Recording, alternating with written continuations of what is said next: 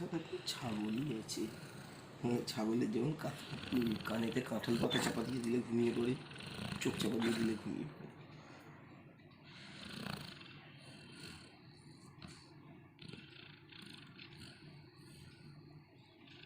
আবার ঠ্যাং নাড়াচ্ছে।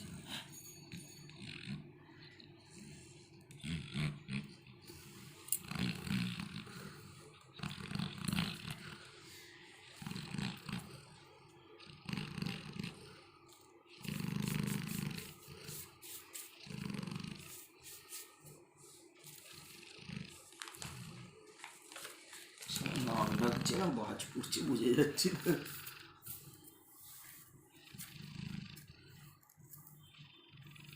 গভীর ঘুমে মগ্ন।